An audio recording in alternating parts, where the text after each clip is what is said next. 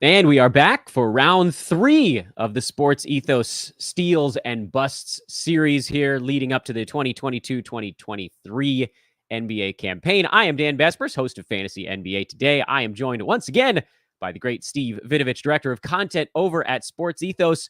And I know I want to dive right into stuff, but I got a comment. Steve, you seem to have moved out of the desert and into the forest based on the new foliage behind you. Yeah, we got a banana leaf in the background, and I feel like my oxygen is a lot better today than it was last too. That CO2 is really being converted back into O2 right behind you. I love it. So follow us on the website, sportsethos.com. Twitter handles at the bottom here. Get my fingers pointed in the right direction. I don't know. I'll screw that up every time. At Dan Besbris, at Stephen Vidovich. And as the kids say, I'm going to do it every time because it's a bit. Now I'm in it. Please do hit the like button at the bottom. Subscribe to the Sports Ethos YouTube page because it is very active now for the first time, maybe ever. Multiple sports run up here to the basketball season. We'll have stuff all season long. We have football shows every week. We're going to have DFS shows that get added to the mix as well. So a great time to be part of the Sports Ethos YouTube fan base. We're on the third round now, so we're going to dive right in. One bust and one steal per person. We are operating off the Yahoo ADP list, which I know gives fractions or decimals. We're just counting it out, basically. So the players that are currently 25th through 36th on the Yahoo ADP page, that's who we're picking from right now. Steve, kick us off with your bust from round 3, or maybe we should say possible bust from round 3. Yeah, so I am going to go ahead and pick a young player that has a lot of promise in the league in the future, could be a face of the league down the road, but he's just going too high for where I think his ceiling could be, and that's Cade Cunningham of the Pistons. You're going to get yelled at again, Steve. Are you enjoying this?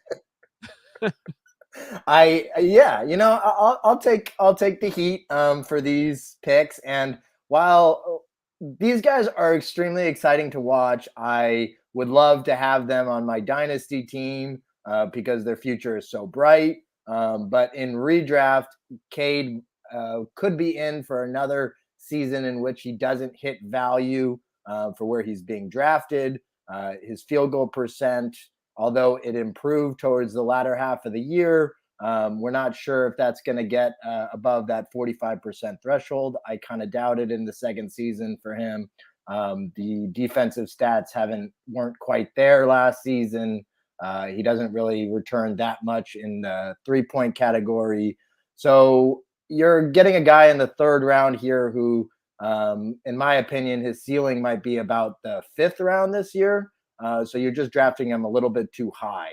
It is possible that we see a giant leap for Cade this season, and I could be eating my words here, but I'm going to pick Cade as the biggest bust. And like we were saying, we kind of like this third round.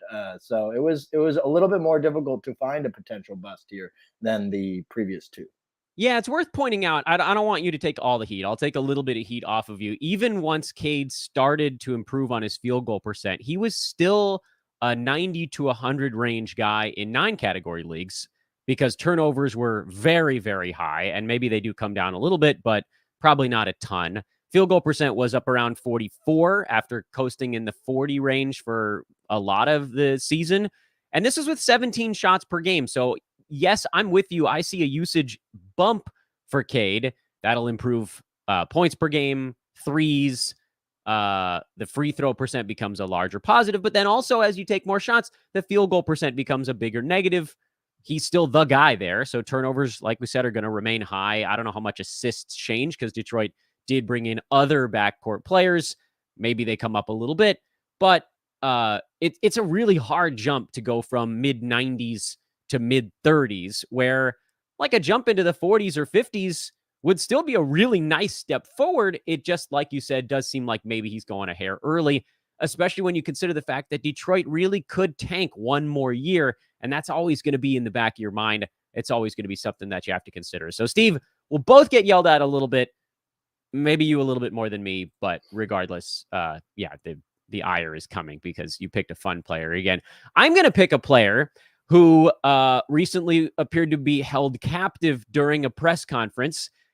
And even though I actually believe that on a per game basis, he's going near the end of the third round, Cade is going more towards the early, middle third round. This player doesn't want to be where he is so badly. He can't hide it at all. And that's going to come out because he's also on a team right now where the vibes are just as bad as they could possibly be. And that's DeAndre Ayton, who actually did have an okay season last year. Just from a per game standpoint, he was in the 40s. Ayton was number 40, I think, actually on the nose in 9 category leagues. Shot 64% from the field, 81.5 at the free throw line. So good percentages from a big man. You tend to like that stuff. But in a lot of ways, he was like an overpay for someone like Jonas Valanciunas last year. They almost had the same exact stat set, but one guy is always going 2 to 3 rounds before the other.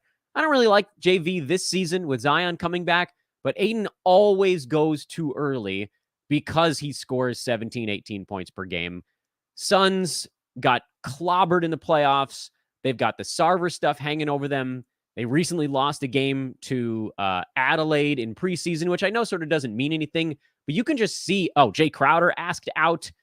It's a mess there right now. This whole thing came apart at the seams in record time. So even though I think Ayton actually does put up per game numbers, probably about a round, half round to a round lower than where he's being drafted, which isn't that far off and probably too close to call him a true bust.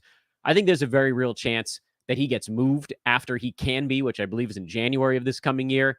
And even before then, if there's any kind of lapse in focus, he just doesn't get to play 29, 30 minutes a game.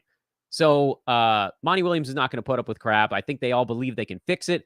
I personally believe they won't really fix it. So Ayton is my bust in round 3. Now, before we jump over to the steals in round 3, this is an opportunity to do a tiny bit of promo once again. Please do hit the like button at the bottom of your screen. Subscribe to the YouTube page. This is a really big deal for us as we grow this. It allows us to keep doing more videos like this one.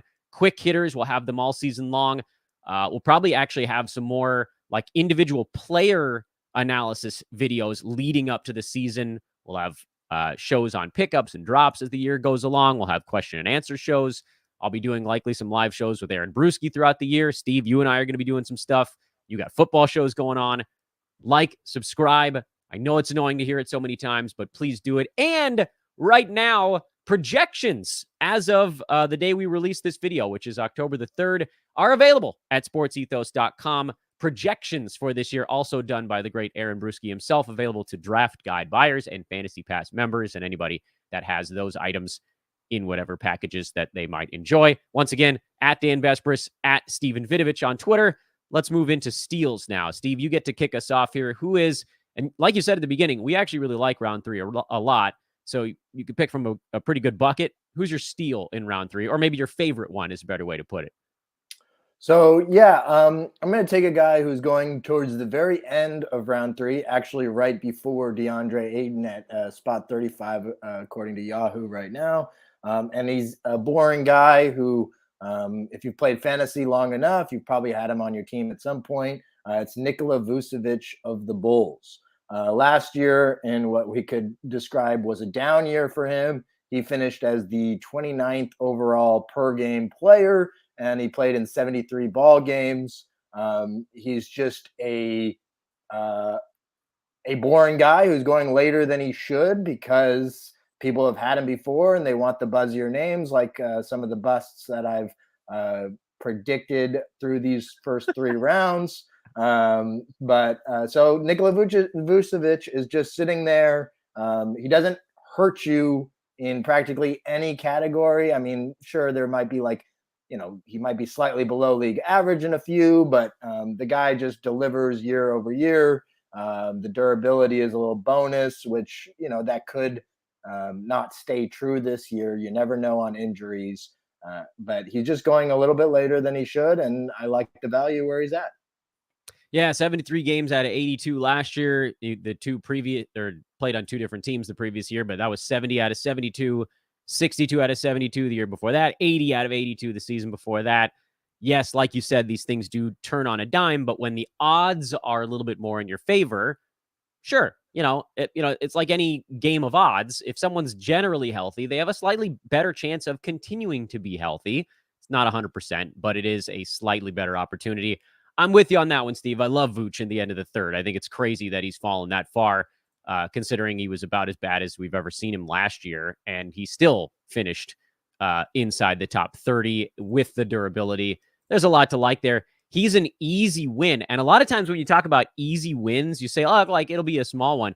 Vooch is an easy win with a chance to be a kind of a medium size easy win. That's a great player to get in the third round.